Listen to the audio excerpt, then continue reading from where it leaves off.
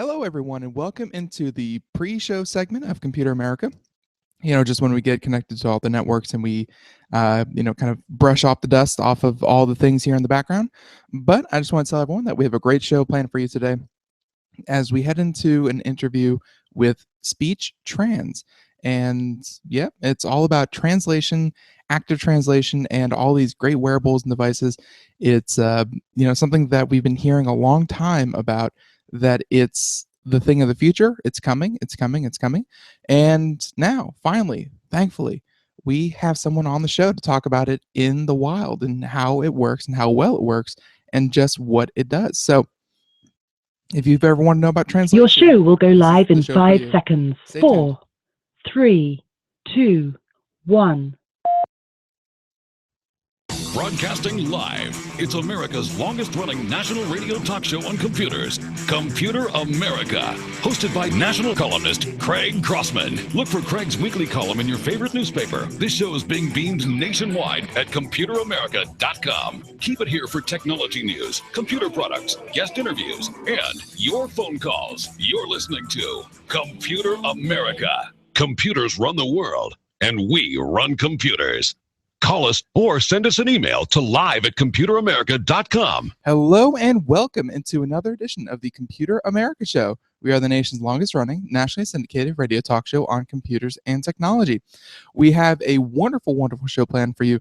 And, again, we have a company called SpeechTrans. If you were listening to kind of the pre-show thing, SpeechTrans, it's all about active speech translation, all rolled into smartphone apps and wearables and a lot of different gadgets. It's going to be a lot of fun to talk about. Very excited to get into some of the technicals and just how this works because again, like, it's something that you see in I'm sure it's going to come up more than once, but we see it in fiction, the Babelfish from Hitchhiker's Guide and things like that, and we see it in kind of futuristic high-tech stuff where somewhere goes somewhere and put something in their ear or whatever.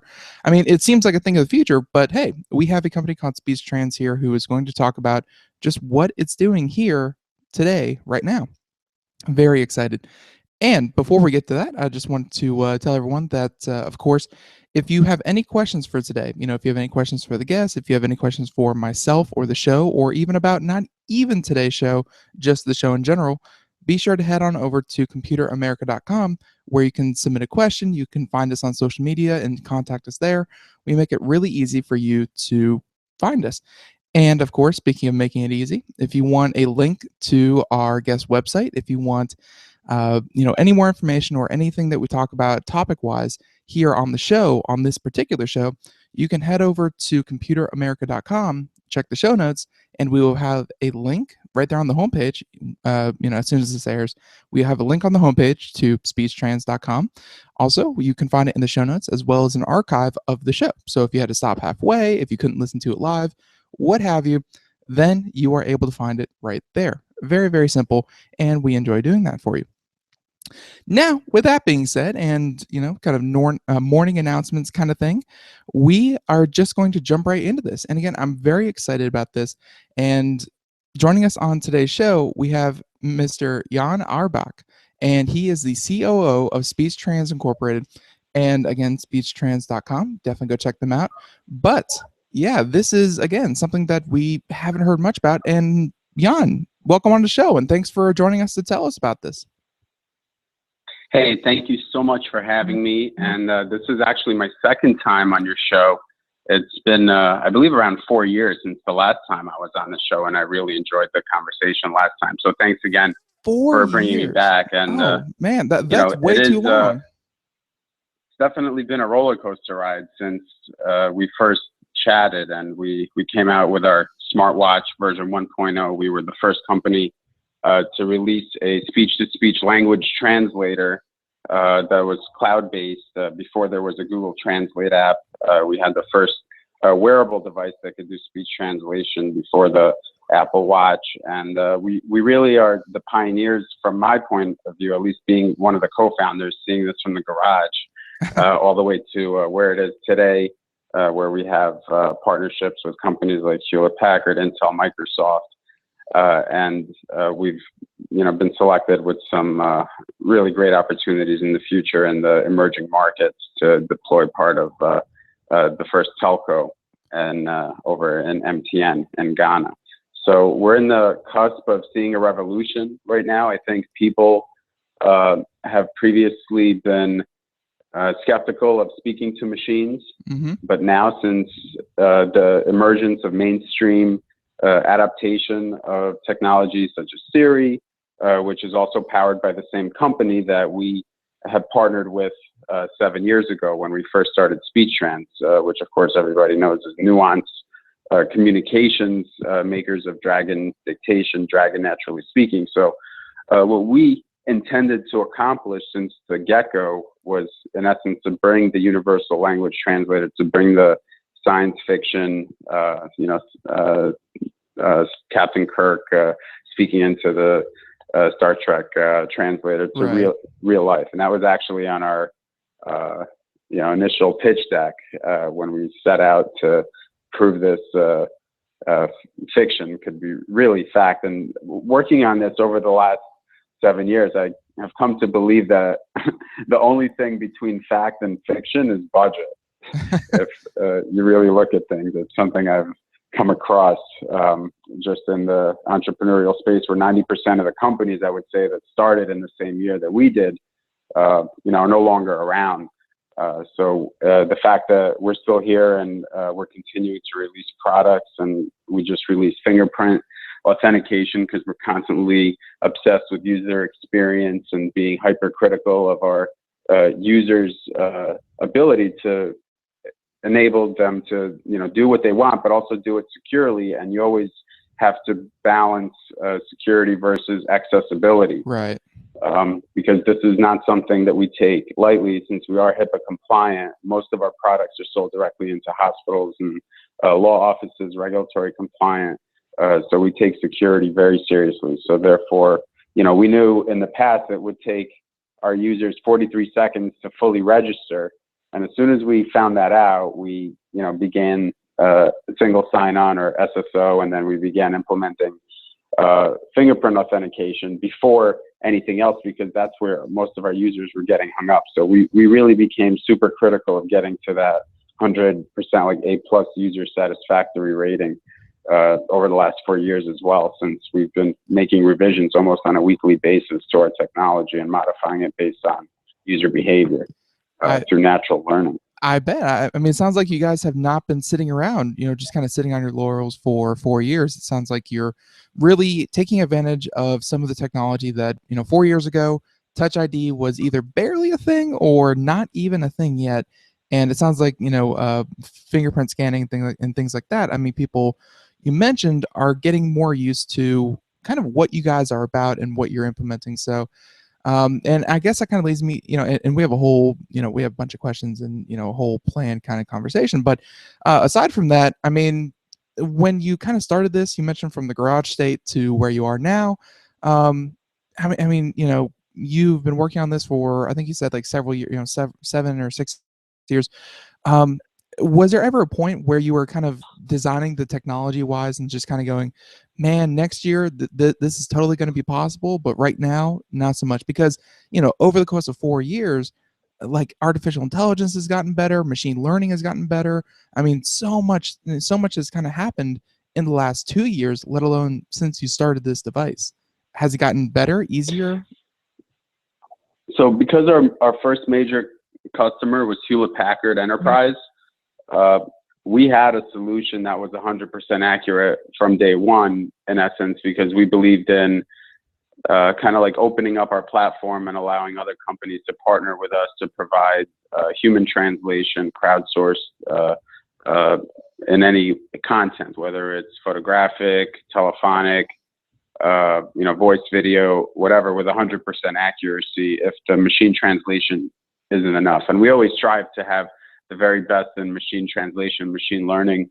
We partner with the best companies around the world for each language pair because we're obsessed with the accuracy, and we have the largest database of translation memory. And then we use that translation memory as a starting point for additional customization by our customers, because there's new words being created all the time, and to say, that you have 100% accurate machine translation, I think is not going to be possible potentially in the near future, simply because people aren't yet used to talking to machines as much, where they're not going to be subjective. Because even with translators, you can have two people kind of reading the same translation, and one of them can say, yeah, that's fine, I understand what that means. And the other one can say, oh no, that's completely incorrect, and I have no idea what you're saying. So when you have a human doing the translation, that gives people an additional comfort layer. Right. So we always back up our machine translation with the option to opt out for human translator, which we have in 144 languages. Wow. We have over 10,000 human translators. Oh, 10,000. I think you meant one. I was like, wow, that's one busy person. That's amazing. No, 10,000 people on demand. That is, yeah. that So is just what you want. within a minute's notice. So we have lots of hospitals and a lot of visiting home nurse facilities using our technology, whether it's on a wearable, where they can keep track of their employees. If you ever need assistance on the device, it lets you remote right in and basically take control of the watch to, help them with the translation or whatever Android app that they're running custom for their company. So to really allow their remote workers to take full advantage of not just, the speech translation aspect, but the hardware that we put out. We try to be on the bleeding edge and try to get it out. Typically electronics usually starts out in Asia, goes then to maybe Europe, then the UK, and the Middle East. I remember I was in Israel back in like 2003, and they had like video chatting on like Nokia type phones, and that was like an everyday thing. And we just got it with the iPhone like 2007. So Right. I try to bring that stuff into the mainstream. But of course, I've learned through the years, persistence and patience, but also it's more about the marketing ability above all else, I feel like, because innovation has kind of, at least from the largest organizations that I've seen, it's been more through acquisitions than anything else, as well as just, copycat, cloning, so to speak, technology, and then putting more marketing dollars behind it. So what we've done is continuously evolve based on our users' actions, because we're changing so quickly. No one can really keep up at the pace. We've released the world's first conference call telephonic translator that companies like Cisco, have been testing. And like I said, it's been in HP My Room for the last probably 4 years. We were just working on that. Very nice. It took 3 years just to get that done. So we're in it for the long haul. We know this is a problem that's not going away anytime soon. Yeah, no, it's very, very important to not just work on the marketing side, but of course, if your product that you're selling isn't superior to someone else's, then yeah, you could probably market it away for a while, but eventually people are going to catch on. The best is the best. And when it comes to something like translation, I mean, that is a very easy thing to tell when someone does it. I can't say that on the air. Poorly. Yeah, when someone does that poorly, because then, hey, it just means you can't communicate with the person that you're trying to communicate with. So you mentioned there that there's the added layer of human. You can opt into having a human translate it for you and send it back to you. But I think really you are on the right track when it comes to translation, and it's going to be this active translation through some kind of app or what have you. It's going to be speaking to a machine essentially. And I'm just kind of curious on, and this is going to be completely subjective, how far have your machines come? Because I talk to so many phone trees in my day-to-day. I hate it. And they all use, voice recognition. They all use that whole thing. It's like, say what you want, say billing or whatever. They're pretty bad. So when it comes to translation and when it comes to 140 different languages, how good is SpeechTrans at really understanding what you're saying? So the speech recognition accuracy is 99% in 44 different languages that we support for automatic speech-to-speech translation. 144 we support based on our human crowdsourced network, and that's $1.25 a minute with less than a minute connection time, 24/7, 365.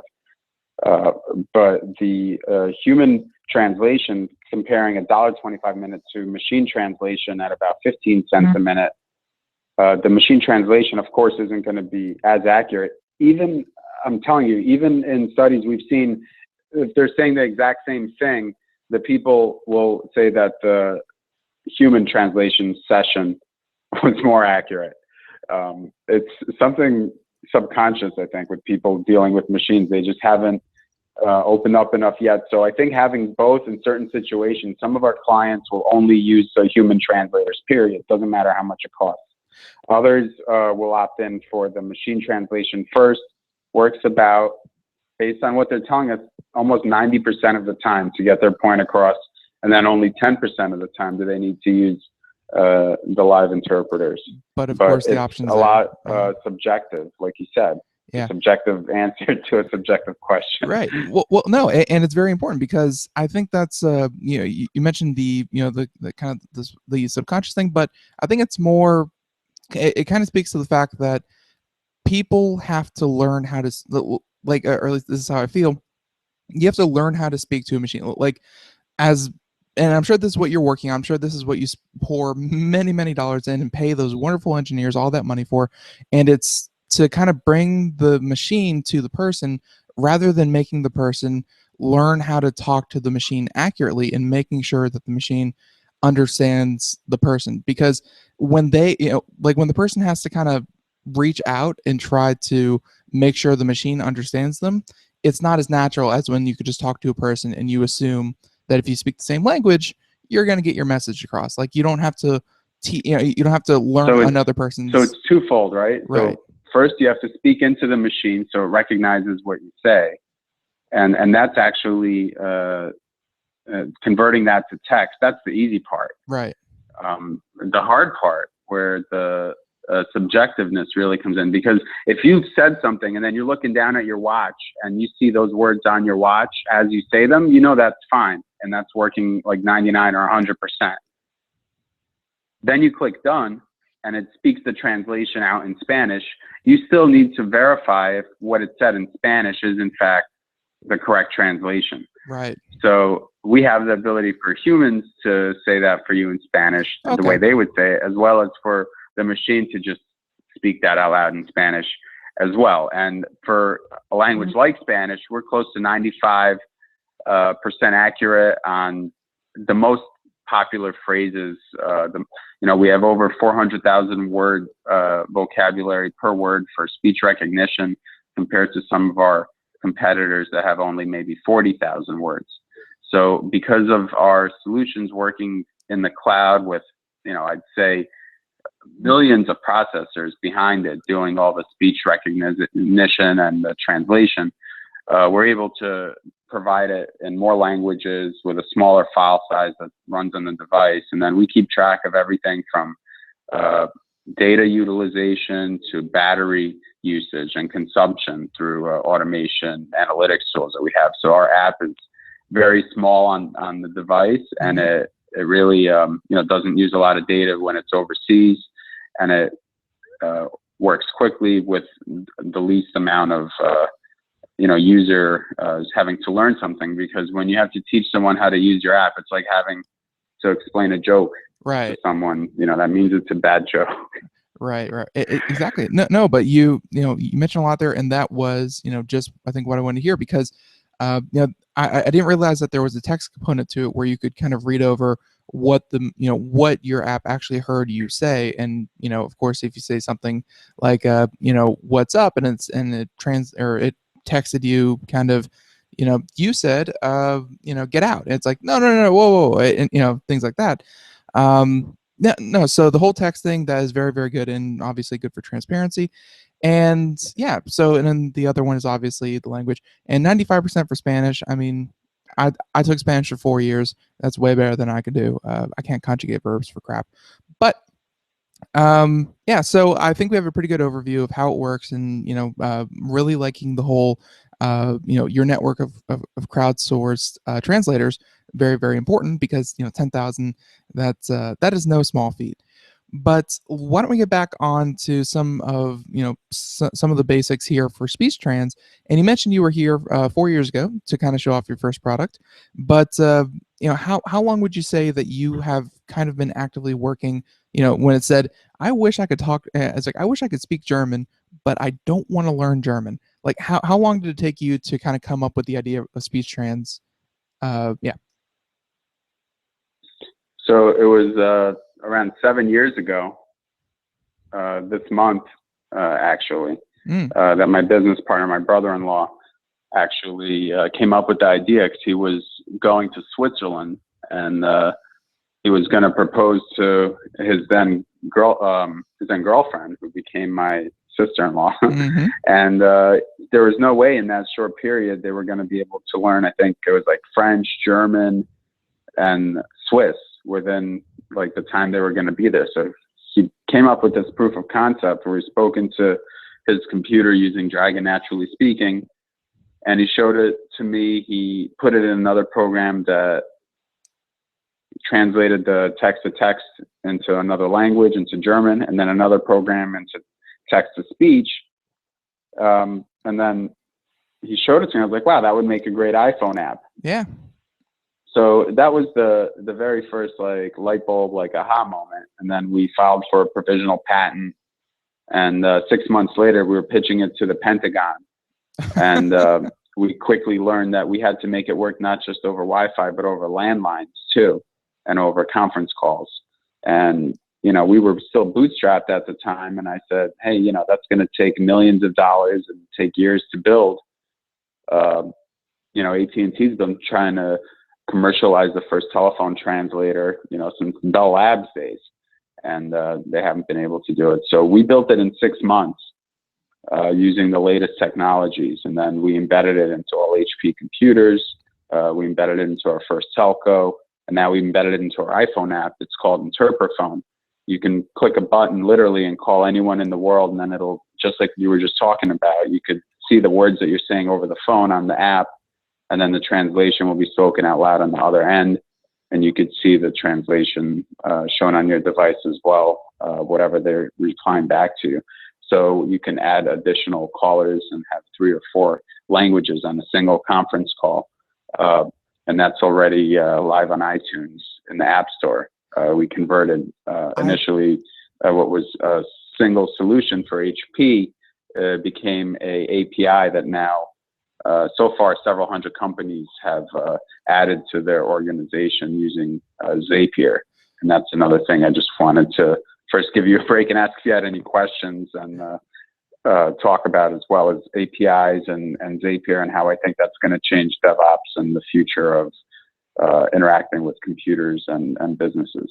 Yeah, no, I mean, you were saying some of those things, and I think some of our, some of our listeners may be thinking, well, of course, if you have a call and a speech translator and you want to patch someone in, not that big a deal. But I'm sure this, kind of constituted years and years and years of research and development to be able to do these things that you are now able to do. So, no, it's sounds like you guys have come a long, long way, and I'm sure before long we really want to get into, because you mentioned the apps. You're on the Android App Store, you're on the Apple App Store, but you also have, of course, your standalone devices, which we're going to get to as well.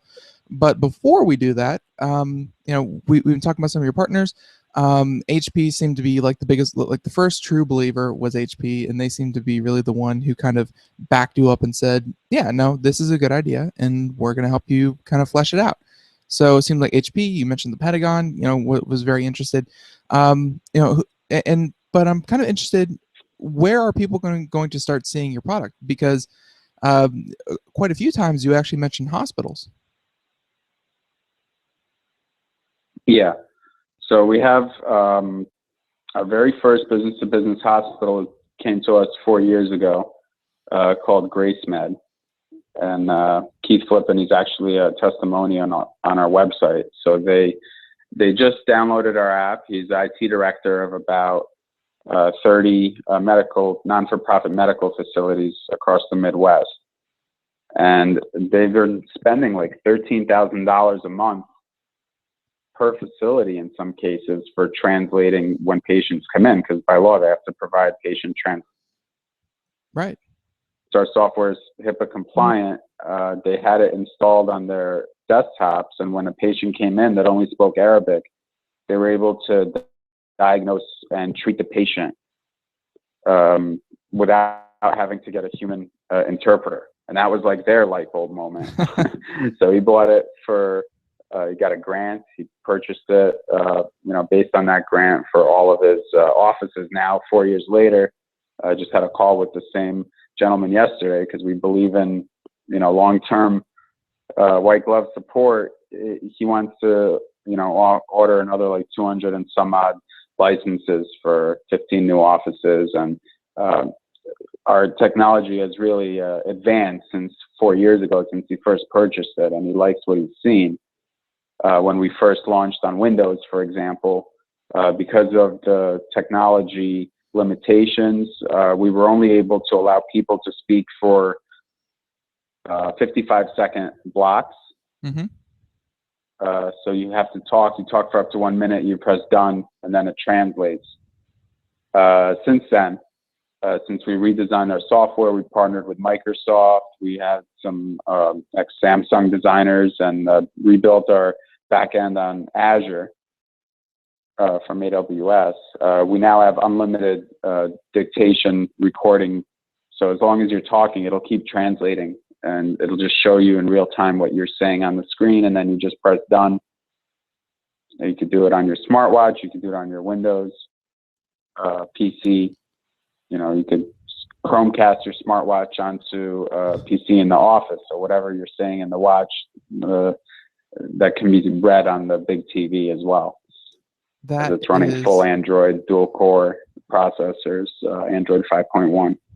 Yeah, no, and it seems complicated, but at the same time, it's anyone who works with technology for a while realizes that you can put adapter into adapter into adapter, and it will still work on the other end. So, no, it seems like you can really get SpeechTrans really anywhere. That's completely wireless. The Chromecast idea, I just learned that not too long ago.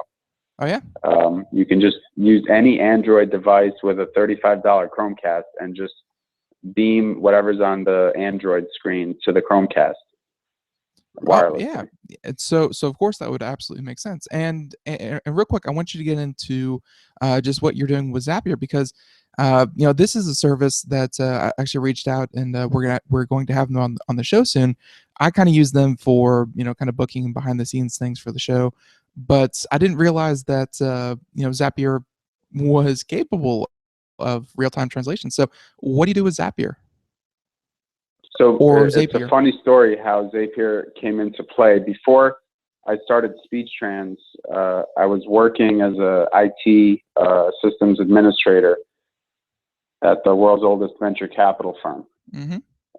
So after I left Bessemer to start SpeechTrans, I then basically used Zapier, and I believed in Zapier as the app store for businesses, so to speak.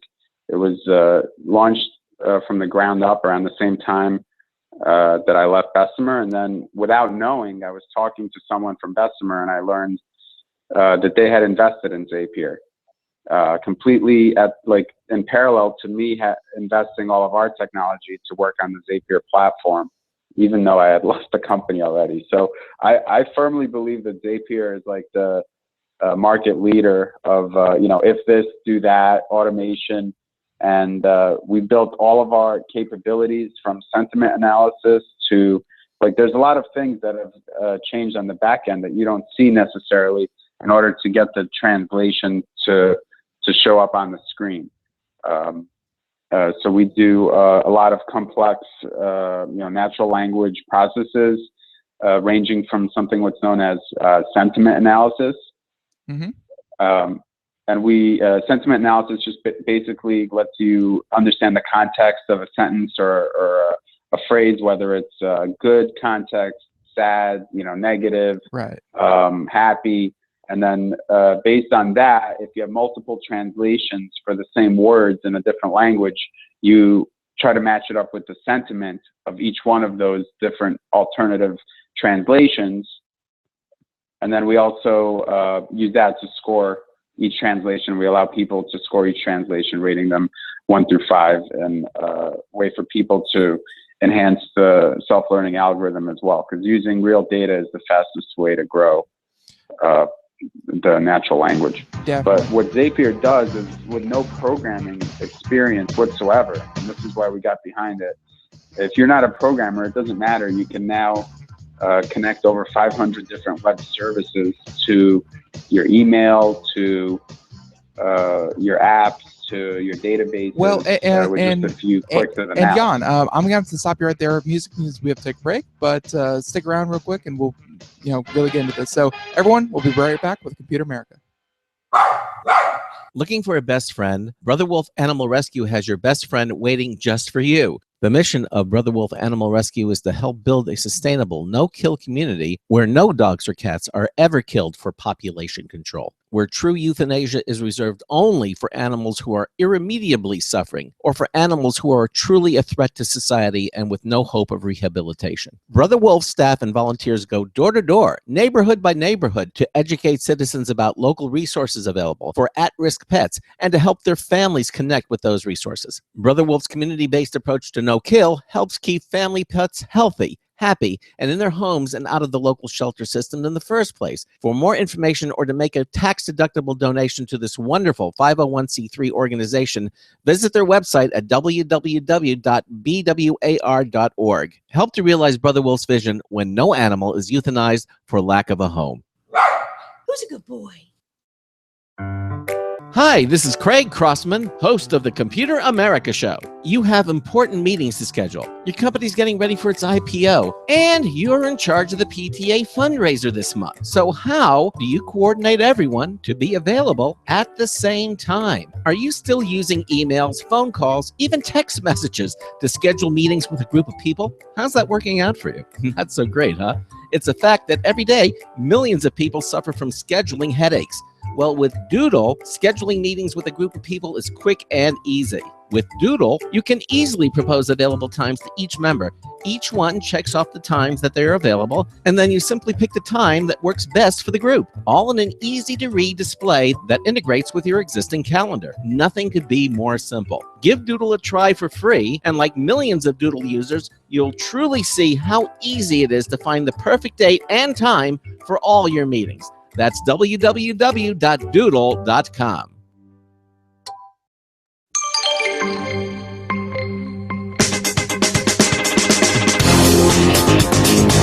No, you can still be a patriot without listening to Computer America. Well, kind of anyway.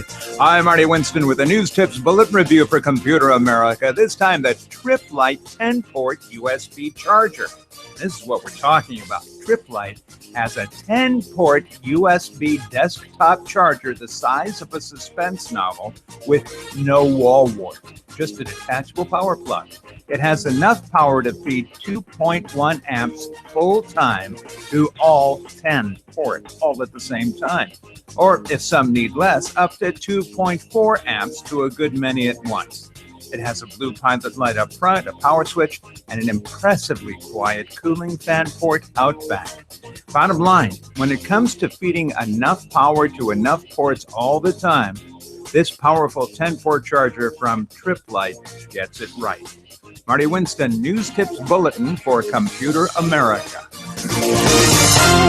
And welcome back to the Computer America Show. It is 33 minutes past the hour, and yeah, we decided to to keep our guests a little bit longer because we're really just scratching the surface here. Scratching the surface in the sort that we haven't even talked about the hardware yet, and we are still talking about the software. And Jan, and by the way, Jan Arbach is the COO of SpeechTrans, and again, SpeechTrans.com. So yeah, and I had to kind of cut you off short there, but sound like Zapier now that someone has officially said their name aloud to me. That's very important. But yeah, no, it seems like Zapier, and really the method of programming or kind of utilizing programs in an if this then that, which is another different organization, of course. But kind of if you do this, then something else happens in another system or in another application. I mean, that seems to be the way of the Internet of Things. That seems to be the way of kind of programming and just making things super convenient. So I can see where that's a natural Yeah, fit for you. Sorry to interrupt you. We've actually implemented voice command control for Zapier in our application. So SpeechTrans is driven by voice commands, and from the home screen, if you say "Okay, speech," it lets you describe what you'd like us to automate for you via Zapier. So, for example, you could say, "Okay, SpeechTrans, create a new automation." Anytime someone creates a tweet about Computer America, email me that tweet. Right. Boom, done. That's just all you have to do. Of course, what we have on the back end is engineers that go on, that look at that as a request and basically select your Twitter credentials that you've securely authenticated servers to server. It's basically our server talking securely to Zapier, which then can talk to 500 different services, whether it's Twitter, whether it's Uber, whether it's your email, it doesn't matter. And you just control what you'd like it to do directly on the Zapier.com site, or we've actually built it in as an update in our app, so you can just do voice commands. That is a really, really cool tangent, and of course, one that worked out well for you. But hey, I really want to get into some of the hardware because you have yourself, if you go on the SpeechTrans website, you have 4 different devices that I'm kind of looking at here, and I kind of want you to get into each one and how they fit into, kind of what you see where you see SpeechTrans going. Absolutely. So the first device comes on what you see on the left-hand side, comes from our clients' demands for having a medical, HIPAA compliant, medically rugged approved device. So the bands here are specifically designed for the ability for long-term wear kind of abuse and medical grade, high quality. You see the screen, it's a 400 by 400 resolution. It's kind of like an Android phone, comparable to a Samsung Galaxy S3 if you were running like the side-by-side specifications, like the test. It has a dual-core processor in it. It looks like a regular watch, which is really nice. But it runs all the Google Play Store apps. It comes preloaded with the SpeechTrans app, with Interprophone, with a remote mic, the ability to do voice commands, the ability to speak into your phone and have it type out on your computer. And basically, when I say phone, because it could also support a SIM card. So you can have it have its own phone number. You can have it connected to Bluetooth earbuds, whether it's Apple earbuds or the ones we sell on our website, or it has a really loud speakerphone that you can use if you just want to use it for translation purposes, which is what our customers come to us for, of course, is because we're the best speech-to-speech translation solutions provider. Right. Yeah. And of course, like you said, it's very, very stylish. I mean, it looks like a watch, and that is what you want your devices to be. You don't want them to look like a phone on your wrist. You want them to look like a watch, something natural. But the next one, I would say, does actually look a little bit more like a computer on your wrist, although this kind of has more of a Samsung kind of feel to it, and it's your SpeechTrans Bluetooth wristband. Yeah, so that's the one that was made popular by the video I made with alongside HPE when I'm proposing to their director of marketing. They had me going through Central Park, and at that time, that was our first wearable device. This one came out probably around 2010 when we first launched it. And it just does speech-to-speech translation. It's almost a speakerphone on your wrist, as opposed to our new version, which is a full functioning Android device on your wrist, which is waterproof, and it has full Android capabilities to run 300,000 apps. The smaller one is simply just a LED screen that says on, lets you control the volume, and it pairs to your phone. And with the voice commands, you can select, okay, SpeechTrans, start translating English to French, and then talk into the watch, and it'll translate into French without you seeing the text or anything. That'll show up on your phone, but the audio will come through the watch. Makes a lot of sense. And of course, that leads us to the, we mentioned, which is kind of the earbuds, which are, of course, two little, wireless little earbuds that, well, I'm sure there's wire that attaches between the two, but yeah, what are the purpose of the headphone earbuds? For taking a conversation in private, you don't always want to have two people that are communicating in different languages, kind of, using a translator on speakerphone. If you're in a public place, you could just pop one of these in your ear. Other person pops it in, and they each have a microphone. Okay. And then you could see the text, and you can hear the translation through the earbuds. Noise canceling, wireless. There's no wire in between. They come with a charging cable that lets you recharge them up to 5 times. You could also use them to make phone calls, listen to music. And they're actually custom fit in your ear. So there's like 4 different attachments that come with them. Right. But you can use any wireless earbuds for our software to work. Even the Apple ones work. We've tested them on them. Very, very cool. Yeah, and I only assumed that there was a wire between them because there were 2, and I figured one person, but no, one for each person makes a lot more sense. And then of course there's the last one, which we talked about your smartwatch, which was a 4 quad core, and this next one is a SpeechTrans smartphone and Bluetooth wristband smartwatch.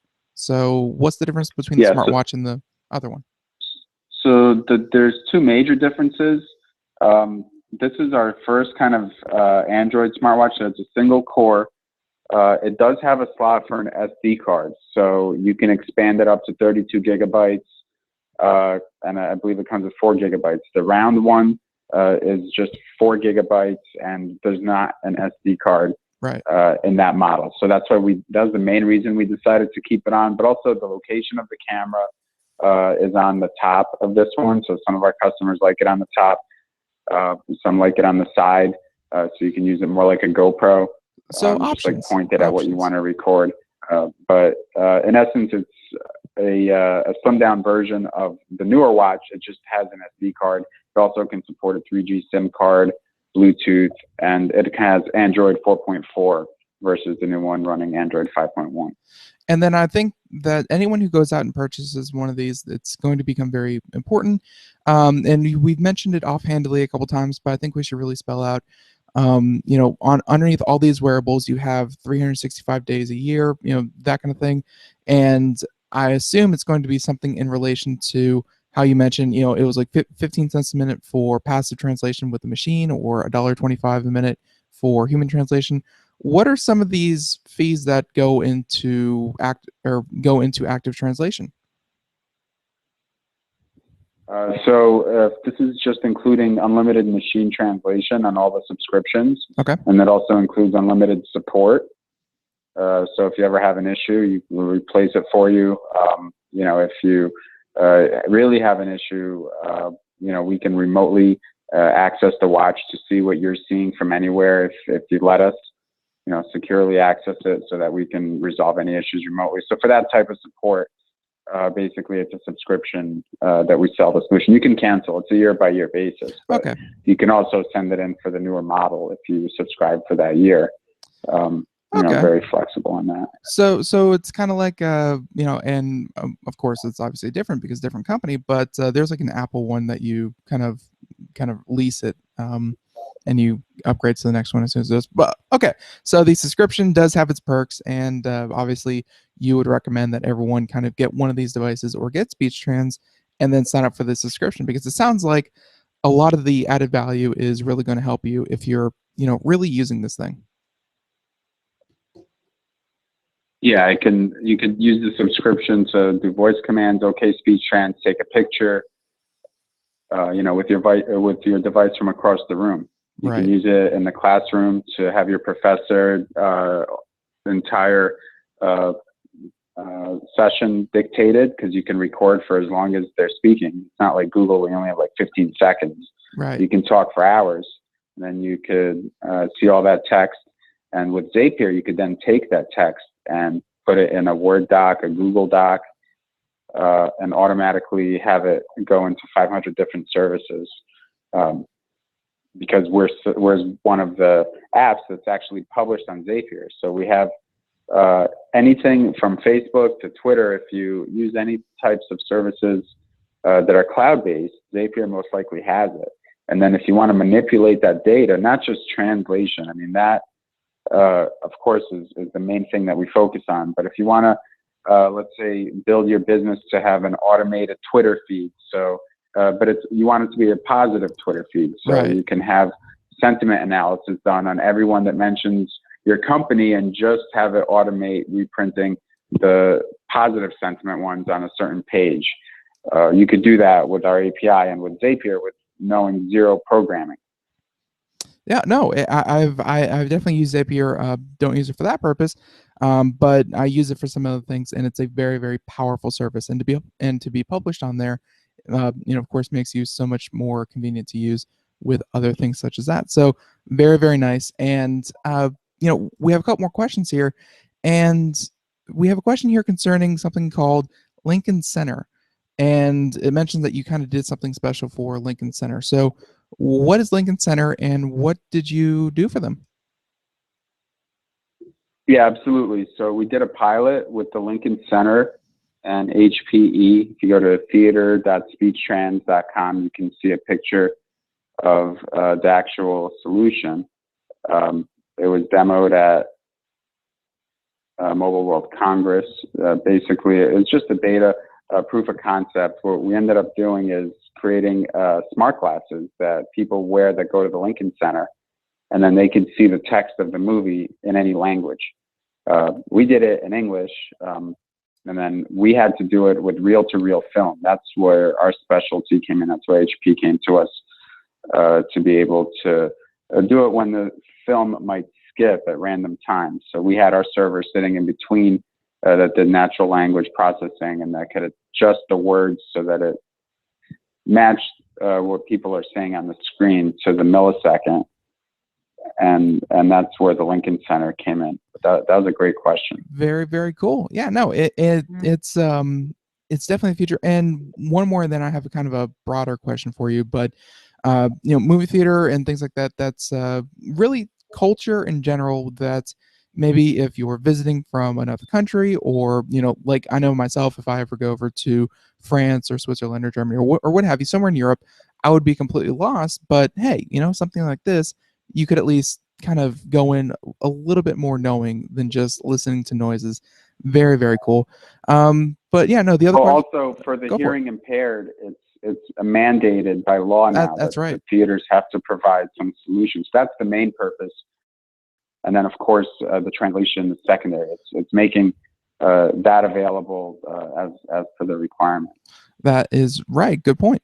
And yeah, so the other question was about the cruise line industry, because cruises make it a point to kind of visit country to country, port to port, and they pick up staff along the way, they pick up supplies, they are pretty much forced to essentially interact with many, many different countries. Like, a cruise line may open up a new route with, let's say the Middle East that they've never opened up before, or they open up with, somewhere in Africa, somewhere where language isn't exactly feasible for you to either hire a whole new staff for an entire cruise line, or B, translators, and that's not easy either.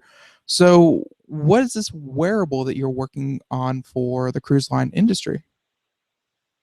Yeah, so we actually have the domain and working on the app currently under development, cruiseshipband.com. So it allows cruise ships to manage their patrons, to allow them to communicate in any language around the world. It also gives them the ability, as an option, to have a safety device built in. So if someone, God forbid, falls off the cruise ship, we have a drone that's sitting on the ship that monitors when someone goes overboard, and it delivers a life vest to them. Right. So it's a built-in translator and a safety device, and also can help when the cruise ships are making stops to keep track of where them, it's time to go back on the ship and go to the next port, so they're not burning all that excess fuel. Man, it sounds like the next thing you're going to say is also there's more, and it's kind of one of those like really SpeechTrans seems to really be trying to not just implement translation, but trying to make it as useful to as many people in as many necessary ways. Like it's not just, oh, wouldn't it be fun to speak, Swahili? It's like, no, it's, it would be useful for the hearing impaired to get subtitles. It would be useful for, of course, drowning people to get life vests. I mean, it seems like you're really going for the useful aspect of, of your applications. Yeah, and that's exactly what we're doing. We're listening to our customers. We started out as just a speech-to-speech translator. We quickly learned that, adding additional features like a flight tracker, currency converter, image translator, some of those features get used even more than the speech translator. And over time, there's no way of knowing that unless we didn't have an open mind to, listen to the markets, continue to adapt and make changes based on the ways things are going. I see automation, natural language as the future of really work and being able for everyone to automate more so that they can work less. That's really the name of the game. And being as most, one person in essence with Zapier can be like 1,000 people if they know how to use it correctly. And now they can do that in 44 different languages or 90 different languages. So we just enable that to be expanded globally. So we think it's inevitable for it to happen. We just think, why should people have to wait, years for it to occur? We think the technology exists now, then it should be brought available ASAP. Right. Yeah. People need it, just like you said. Yeah. That was actually kind of my open-ended question to kind of wrap up this interview with was, where do you see SpeechTrans going into the future? And, where do you see kind of the idea of active translation? Because, learning another language, I'm trying to do it myself, not the easiest thing in the world. And technology has definitely been playing a bigger and bigger role in teaching me another language. But do you see, human communication through machines to be better than learning another language? Is there always going to be a reason to learn another language? I mean, where do you see all this kind of going? I mean, I see new languages emerging with emoji in the near future. I mean, people are changing the ways that we communicate nowadays, and language is not going to be a barrier for much longer now. It's like early adopters, mainstream, late adopters. It's the whole S curve all over again. So right now, we're just at the turning point. And I think it'll be just a few more years until it reaches the top where people will be just as comfortable talking to machines as they are talking to people. But until then, we have to keep listening to our customers and combining a hybrid solution to deliver results as a service. And that's the only way you could be effective is by measuring, focus, measure, and improve. And again, it sounds like you have a lot of great partners that you are teaming up with. And if nothing else, then it's going to be private business. It's going to be those large companies that really, that let's take Intel or HP, for instance, they don't do business in one country. Like they don't even source their materials from one country. So something like your solution is definitely necessary if that's only going to continue for private companies. And then of course, people, as you start getting to know people around the world, it's going to be nice to be able to, hey, talk to someone without having to learn Mandarin or things like that. So with that being said, we mentioned a couple times here on the show, SpeechTrans.com. There's going to be a link on our website to, of course, their website. But where would you say people should kind of first check out SpeechTrans to get a, feel, to get a taste for what your service does, and then where should they go? So, Google Play, the Apple App Store. We're more than happy to talk to people directly. We love working with people that need us as much as we need them. We love, always meeting with people and solving problems. So if they'd like to schedule a meeting directly, it's just meeting.speechtrans.com. Otherwise, it's just speechtrans.com. And from there, you can get the links to our apps on iOS, Android, Windows, and also for scheduling a meeting. Just that easy. And again, I want to say thank you for coming on the show again. 4 years is much too long. I don't know why we waited that long to get you guys back on. But please, this is my open invitation. Whenever you have a new product or make some kind of new service, please come on back to Computer America, and we'd be happy to have you back on. Our pleasure. Thank you so much, and really enjoy the conversation. Have a great rest of your day. You too. Thank you, Jan. And everyone, that was Mr. Jan Arbach, and he is the COO of SpeechTrans Inc. And what a great conversation that was with him. And yeah, and there it goes. So again, you can check that out at computeramerica.com, and you can check out the show notes and the entire conversation, as well as links to everything that we talked about, will be in the show notes. Now, with that being said, I think we have time for one piece of computer and technology news. And we have about 5 minutes, so I'm just going to I was kind of expecting that one to run the hour, but I think we're going to jump on over to not that one. That one's bananas. All right, how about this one? This is Yahoo, and Yahoo has been going through, here, we didn't do this proper. Let's do this proper. Okay, here we go.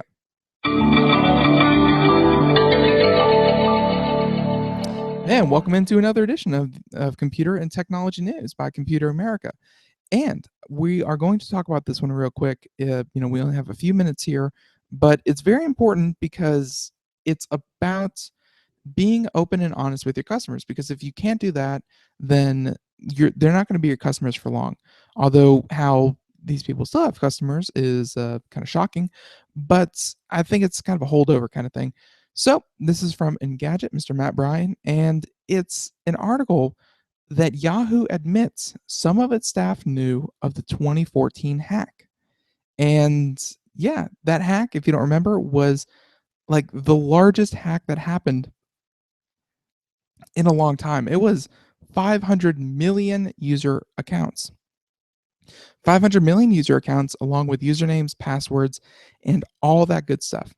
And yeah, that is such a big hit because, it's email, and many people, many companies require you to have an email address to back up your credentials. So let's say you forget your password, you can send a new one to your email.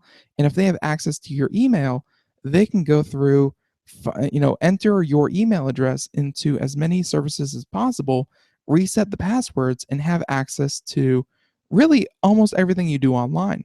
So this was a very, very big hack and very, very detrimental. So you'd think something that important would be, would kind of get out there and warn people as fast as possible. Yet, the company has now admitted that some employees knew of a security breach when it happened, saying that in a filing with the SEC, Yahoo said that while it only disclosed the news of the attack in August, a state-sponsored actor had accessed its network 2 years ago, but it didn't quite know the extent of the damage at the time, which is pretty common in hacking terms. I believe they're called persistent threats, advanced APTs, advanced persistent threats, where they get in, they open themselves up a port, and then they allow themselves to open or keep that open communication, so that even if you kind of get the software off, but if you don't close up all the ports that they opened up, then you are letting yourself continuously be hacked. So very, very important. And yeah, so in the same statement, Yahoo said it's looking into whether the same hacker was able to create cookies that would allow them to access user data without the need for a password. And since the disclosure, law enforcement agencies have also shared data provided by an attacker. Yahoo is now assessing whether user details are from the 2014 hack or from a separate intrusion. And so, yeah, things like account information stolen in the attack is thought to include email, telephone numbers, dates of birth, hashed passwords, which, by the way, the vast majority were encrypted, but hey, 90 seconds. those are definitely possible to be, kind of hacked, and possibly security questions and answers as well. So the hack has already cost Yahoo $1 million, but it may run into the billions if Verizon pushes for more money off its latest acquisition. And yes, Verizon purchased Yahoo, for those of you who do not recall. Big news there, multi-billion dollar, and 60 seconds. Marissa Myers gets away with a lot of money. But either way, that was computer technology news. We just have time for the one story. And I want to say once again, thank you, SpeechTrans, and thank you, Mr. Yan, for joining us here on the show to talk all about his great service. Again, if you missed any of that, head on over to computeramerica.com, where you can find archives of the show, audio, video, and a whole lot more, including how to enter a contest, which we give away a prize from our friends over at Logitech every single Friday. Now, everyone, have a great afternoon. Thank you for joining us, and be sure to tune in once again, 4 to 5 p.m. Eastern, at which is really our new time. You know, we just recently moved over, and I think we're going to keep it for a little while. And yeah, so our best wishes go out to Craig and for 10 everyone seconds. else. Thank you for tuning in, and be sure to do it again tomorrow. Have a good one. Bye, everyone.